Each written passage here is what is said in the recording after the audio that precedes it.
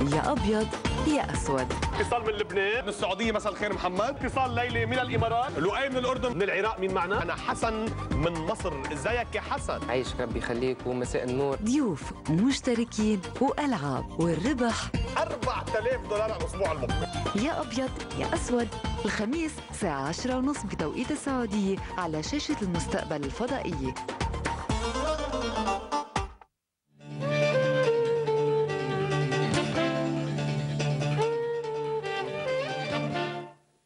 مشاهدينا نتابع هذه السهرة الرائعة من خليك بالبيت، الرائعة بحضور وصوت القديرة هادية جويرة وأنامل الأستاذ جمال زرزور، وأيضا الرائعة ب يعني مداخلات مشاهدينا عبر الميل وعبر الفاكس، ودائما العناوين تظهر على الشاشة، أيضا بمداخلات ضيوفنا الكبار من مختلف يعني الأنحاء. والآن نستمع إلى شهادة من الموسيقار التونسي المعروف الأستاذ عبد الحكيم بالقايد طبعا. اتصال هاتفي مع الأستاذ بالقايد لنستمع منه إلى رأيه بصوت وتجربة حضرتك. ألو. الو، السلام عليكم. وعليكم الف سلام، ونحن سعداء يعني الاستماع الى مداخلتك استاذي الكريم. العفو، كل السعاده لي نحن يا استاذ زاهي، وشرفنا الليله انه نكونوا مشاركين في برنامجكم القيم اللي يتابعوا فيه مع التونسيين ويعرفوا قيمته وقيمه سيادتك انت. الله يخليك. وشرفني اني نكون اليوم معناتها نقول كلمه حق في صوت الأخت والفنانة الكبيرة هادية جويرة، أختنا وزميلتنا. تفضل. ومعناتها وهي فنانة مش في الحقيقة مش في حاجة لشهادتي أنا، وأكبر شهادة خدمتها من خلال برنامجكم الأغاني اللي خدمتها معناتها في التسجيل الحي، وهي معروفة في تونس ومطربة لمكانتها وعلى مستوى معناتها أخلاقي كبير ومستوى فني كبير. ويظهر لي انا معناتها اكبر دليل على وجودها معناتها ومكانتها في الساحه التونسيه والعربيه عامه، انه اغلب الملحنين التوانسه يعني والمصريين لحنوا لها واعترفوا بصوتها، وهذا يغني عن كل شهاده. صحيح. انا شاكر جدا لهذه المساهمه، ويعني نحن دائما على تواصل طبعا. مع تونس عبر طبعا هذا نحيي الأستاذ. صح، نحييك يا أستاذ عبد الحكيم اللي أنا نحترمه برشا واعتز بشهادته هذيا. ألف شكر للموسيقار الأستاذ عبد الحكيم بالقايد. أيضا من تونس ميريام بتقول أنه هادية جويرة هي مطربة كبيرة تستطيع استحضار أغاني الكبار، خاصة الأغاني ذات الطابع التونسي. أنا عندما أسمعها، تقول ميريام بكل موضوعية، أعيش الأغنية وأقول كيف أن مطربة كهذه لم تستطع أن تسطع في العالم العربي. وأريد أن أسأل السيدة هادية لماذا لا يعرض لها كليبات على قنوات ميلودي ومزيكا؟ أنا برأيي هادية بحاجة إلى دعاية إعلامية حسب لا بالعكس، موجودين كليباتي في المزيكا وفي كل القنوات العربية. نعم. على كل حال أنا بتمنى أنه يعني بقول هاللقاء الليل يكون عتبة خير. أكيد أنا ويكون وجه خير. الله يخليك، أنا نشكرك برشا على الاستضافة هذه. طبعا كنت عم تقولي لي بالاستراحة أنك حابة تغني للراحلة الكبيرة نور الهدى. نور الهدى كانت ضيفة خليك بالبيت، وحضور نور الهدى في الحلقات الأولى من خليك بالبيت ساهم ربما في تسليط الضوء على خليك بالبيت وفي انطلاقة قوية له في البدايات. من محاسن الصدف أنه أستاذ جمال كان في تلك الحلقة إلى جانب بصراحة نور الهدى، وهو اليوم إلى جانبك أطال الله عمرك. أنا نحسدكم اللي أنا تمنيت أني نشوفها. تفضل. سأسمعك أغنية نور الهدى من ألحان طبعا موسيقار الأجيال الأستاذ محمد عبد الوهاب. جارة الوادي. لا، ما تقول لي مالك محتار. ما تقول لي مالك. تفضل.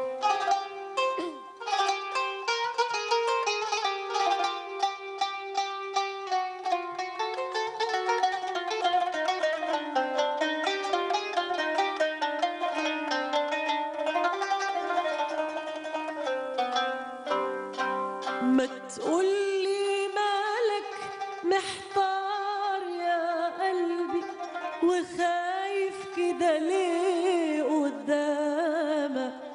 دي جنة ونار مين عارف مكتوب لك ايه؟ ما تقولي مالك محتار يا قلبي وخايف كده ليه قدامك؟ دي جنة ونار مين عارف مكتوب لك ايه؟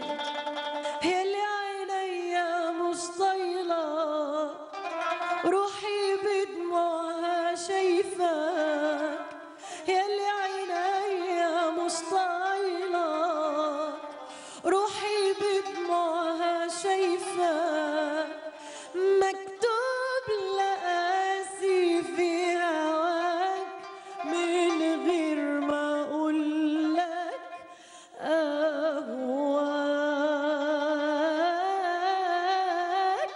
أهواك.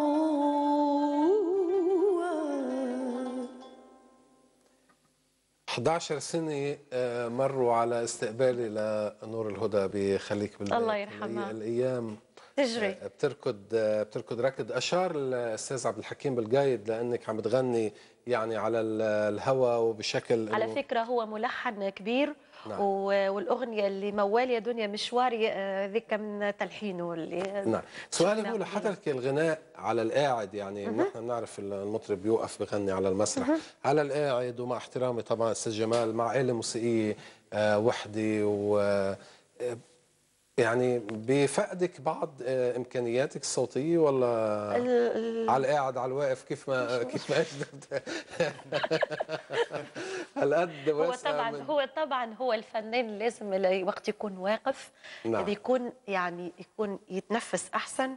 نعم. ويعطي اكثر، ولكن الحمد لله الواحد يحاول انه لا انا عم حاول اوصل لمشاهدينا الكرام انه ومع ذلك يعني أنا عم استمتع بهذا الصوت. فكيف إذا كان على مسرح، كيف إذا كان مع فرقة موسيقية كاملة.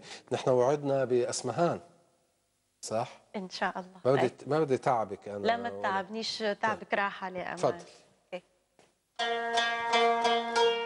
لا الأستاذ هادي الشرارة أشار أيضا إلى نقطة أنه حضرتك يعني لازم تغني أسمهان.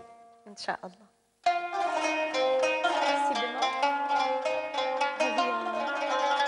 أغنية بعنوانها اسقنيها، يعني القبلة. خير.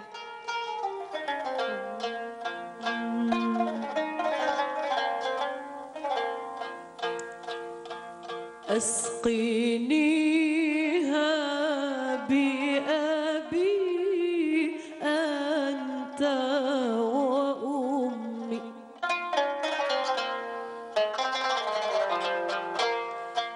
اسقنيها بأبي أنت وأمي، لا لتجلو الهم عني، أنت همي. املئي الكاس ابتسامة وغرام، فلقد نام الندامة والخزامة، فلقد نام الندامة والخزامة، فلقد نام الندامة والخزامة، زحم الصبح الظلام، فإلى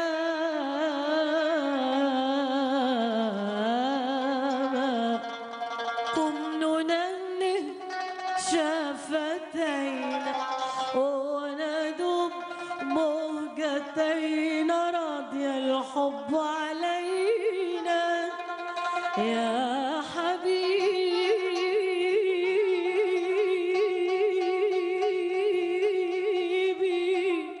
بي أبي أنت وأمي أسقنيها لا لتجلو الهم عني أنت همي. الله الله فعلا الله. كملوها ولا نزلنا ولا اذا بتغني للصبح انا ما عندي مانع، بس ما بدي تعبك. لا ما تعبنيش. كيف ممكن برأيك كمطربي نعمل توليفي انه نقدر يعني هذا الفن الراقي الجميل نوصله لجيل اليوم؟ بعرف أنا لكل زمان دولة ورجال ولكل عصر نكهة ومذاق، ولكن كيف ممكن نعمل جسر بين الجيل الجديد وبين هذا الفن العظيم؟ هو الحكاية الكل أنه البيئة اللي عاش فيها الطفل سواء كان في العصر اللي فات ولا العصر هذايا، إذا كان تعود الطفل من أوله أنك تسمعه الحاجات هذيا هو من غير ما يشعر أنه يفهمها ويعطيها قيمة. مثلا احنا في تونس في صفاقس في المعهد الموسيقى عندنا كل الأطفال وكل الأطفال والكبار لازم في عائلة تلقى لازم شكون يدرس في معهد الموسيقى، لازم تلقى فنان. وفي عندنا الكل شباب يحبوا أم كلثوم يحبوا فيروز في الأعمار هذيك. الحال باستطلاع أو بدراسة من كم يوم الألبومات الأكثر مبيعاً بعدها لا تزال أم كلثوم وعبد الحليم حافظ. أي هما يتباعوا يعني هذيك أكثر مبيعاً من أي مطرب اليوم أو من أي مغني. هذايا فن خالد. طيب نشأتك في البيت بالأسرة اللي ذكرناها في البداية، الجد اللي الفنان، الخال، أخوالي يغنيوا، خالاتك، الوالدة المتذوقة، قد ايه هالنشأة هاي بتحسي اليوم أنا أفادتك؟ قد ايه أسست يعني هذا الصوت الذي نستمتع به الليل؟